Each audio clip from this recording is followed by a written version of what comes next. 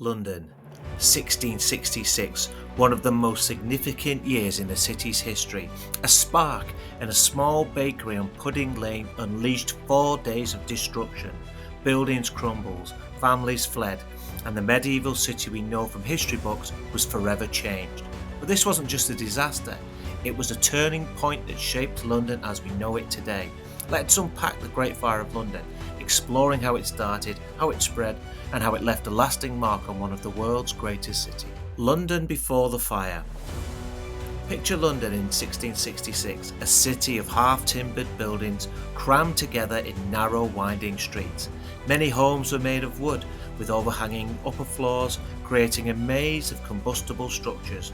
Chimneys were poorly built, and people relied on open fires for cooking and heating. Summer that year had been hot and dry, turning the city into a literal tinderbox. The River Thames was a lifeline for trade, and nearby markets bustled with hubs of activity. But this prosperity came with hazards: poorly regulated industries, flammable goods stored in homes, and no fire safety standards. Londoners lived under the constant threat of fire. Small blazes were common, but what was about to happen would be unprecedented. So it all started early on the morning of Sunday, September the 2nd, 1666. Thomas Fariner, a baker on Pudding Lane, had gone to bed, leaving the bakery's oven smouldering. At around 1 a.m, sparks ignited some materials nearby. Within minutes, flames spread to the wooden beams of the building. By the time Fariner and his family escaped, the fire was already out of control.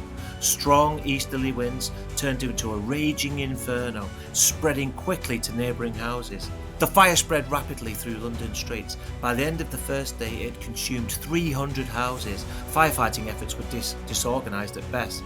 Fire hooks and buckets of water from wells were no match for the flames. On Monday, the fire reached St Paul's Cathedral. The iconic structure was undergoing repairs and the scaffolding fueled the blaze. The lead roof melted and molten lead flowed down the streets. Efforts to create fire breaks, destroying buildings to stop the fire spread, were met with resistance. Property owners didn't want their homes sacrificed, even if it might save the city. It wasn't until King Charles II intervened, commanding soldiers to create fire breaks, that progress was made. But by then, much of London was in ashes. The fire didn't just destroy buildings, it uprooted lives. Over 70,000 people were displaced. Families fled with whatever they could carry, heading to open spaces like moorfields and the fields outside the city walls. Imagine losing your home, your possessions and your community in a matter of hours. Samuel Pepys, a diarist who witnessed the fire, wrote that it was the saddest sight of desolation that he ever saw. His accounts reveal the fear and uncertainty of those days, as well as desperate attempts to control the blaze. By the time the fire was extinguished on September the 6th, 1666, it had destroyed over 13,000 homes, 87 churches, and of course, St Paul's Cathedral. The official death tolls were low, just 6 deaths, but many believed the true number was much higher. If you were poor, your records were less likely to be kept. The rebuilding effort was monumental though. Sir Christopher Wren led the redesign of St Paul's Cathedral and contributed to new building regulations. Wooden structures were replaced with stone and brick. Streets were widened and fire safety became a priority. So then, the Great Fire wasn't just a tragedy, it sparked innovation. It led to the creation of fire insurance, with companies like the Fire Office offering policies to protect properties. Fire brigades, though rudimentary, began forming to prevent future disasters. The fire also had an unexpected benefit. It wiped out many areas hit hardest by the Great Plague of 1665, possibly preventing a resurgence of the disease. The city rose from the ashes, stronger and better prepared for the future.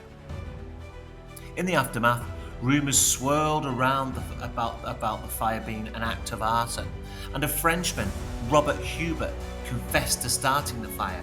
But his story didn't add up. He wasn't even in London at the time, but still, he was executed, a victim of paranoia and the swirling paranoia regarding Catholic plots.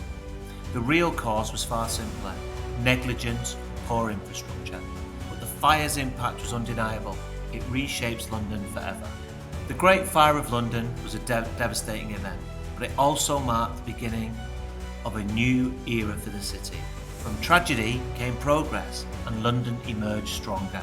Today, its story reminds us of the resilience of cities and the importance of planning for the future. If you enjoyed learning about the Great Fire of London, don't forget to like and subscribe and leave a comment. What historical events would you like to hear about next? Let us know.